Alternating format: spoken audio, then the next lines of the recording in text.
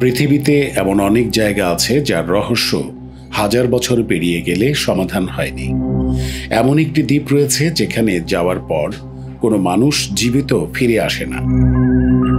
৫৪ বছর ধরে পুরোপুরি বন্ধ বিশ্বের সবচেয়ে ভয়ঙ্কর দ্বীপ পোভেগলিয়া। ১৯৩০ সাল পর্যন্ত এখানে একটি হাসপাতাল ছিল, কিন্তু তখন এর পরিচালক একটি উঁচু টাওয়ার থেকে লাফ দিয়ে আত্মহত্যা করেন।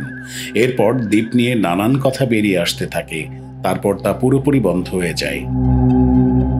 পোভেগলিয়া দ্বীপে একটি বিলাসবহুল রিসোর্ট নির্মাণের কথা বলা হয়েছিল যে ব্যবসায়ী লুইজি ব্রগনারো এই জায়গাটির উন্নয়নে আগ্রহী, কিন্তু তারপর চুক্তি অসম্পূর্ণ থেকে যায়। পোভেগলিয়া দ্বীপ এখনও নির্জন এবং ভীতিকর।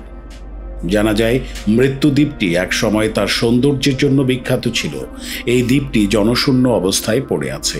এই দ্বীপের নাম পোভেগলিয়া ইটালির দুটি শহর ভেনিস এবং লিডোর মধ্যে অবস্থিত। মনে করা হয় ১৪ শতকে এখানে প্লেগের কারণে প্রায় ১,৬০,০০০ মানুষ প্রাণ হারিয়েছিল।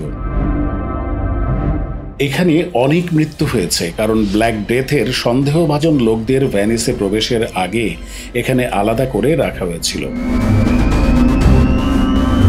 ১৯২২ সালে দ্বীপের ভবনগুলো মানসিক রোগে আক্রান্ত ব্যক্তিদের আশ্রয়ের জন্য রাখা হয়েছিল। সেখানে চিকিৎসকরা রোগীদের পরীক্ষা নিরীক্ষা করতেন বলে গুঞ্জন রয়েছে।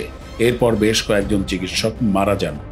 ধ্বংসপ্রাপ্ত ভবনগুলোর চারপাশে এখনও ডাক্তারের অপারেশনের যন্ত্রাংশগুলো ছড়িয়ে ছিটিয়ে রয়েছে। এরপরে এখানে একটি নার্সিং হোম চালু হয়, কিন্তু ১৯৬৮ সালে তা পুরোপুরি বন্ধ হয়ে যায়।